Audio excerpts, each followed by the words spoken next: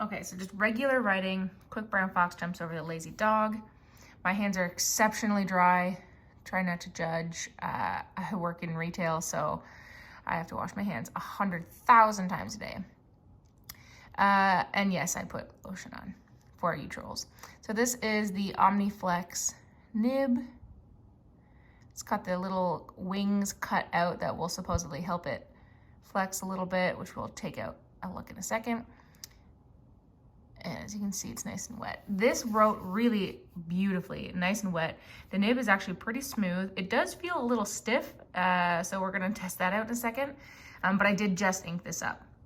So I don't know if it's nice and wet because I just inked it. I did blot it, but, or if that's just like the regular flow, because it is a standard feed. The feed has not been altered to provide more flow. So yeah, but so far it is decently wet. Let's try a little squigglies.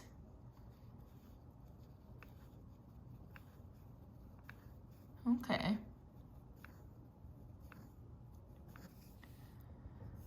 Okay.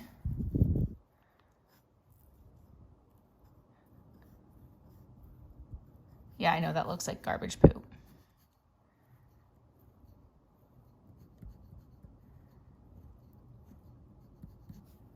Okay, so it's pretty much what I expected it to be.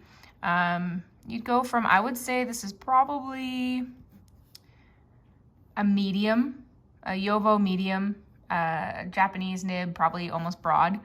And then when you put down a little bit of pressure, and by a little bit, I mean actually a decent amount, you go to basically a broad and a half. So you go like 1 to 1.5 steps up, which you can do with most gold nibs. The benefit to something like this is that you have much less risk of springing the tines because it's meant to do that. So if you like gold nibs because you want to be able to go like from one step to the next, but you worry about springing the tines, maybe pick this one out because this one is going to be less likely to do that. You do have to put a decent amount of pressure. It's not like crazy, like you definitely feel the response, but it's not like titanium nibs where I have done a review of titanium, by the way. You can check that out.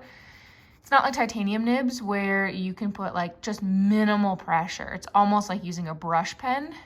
This is a noticeable difference. So you're not going to accidentally flex it.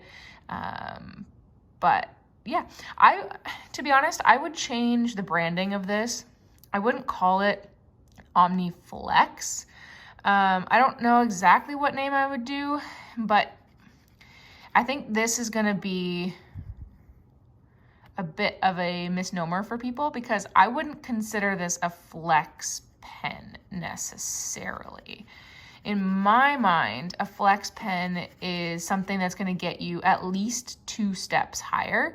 This is 1.5 at best until you do actually risk messing the nib up. So I don't know, like definitely is springy. Like you can definitely do a 1 to 1.5 step up, but it's not like an old school flex pen. It's an in-between nib. It's an in-betweener. It's the Omni in-between. But do I like it? Yes, I do actually. It's very smooth. I like that a lot actually. It's really smooth. I do like the way that it feels on the paper. Quite a bit actually. Like way more than I was expecting. It's very, very smooth. It definitely feels a little stiff. Like I said, in order for anything to happen, you do have to put some effort behind to get that. You can see where the tines start to split there to get that bounce. Oh yeah, reverse. You definitely can. It is not pleasant. It is not pleasant, especially compared to the other way.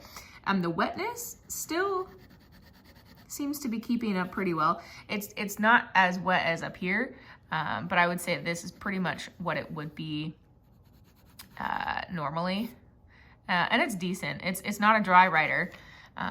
So yeah, would I recommend this nib after just having first impressions only? Yeah, I would. It's the Omni in-betweener. I think it's cool.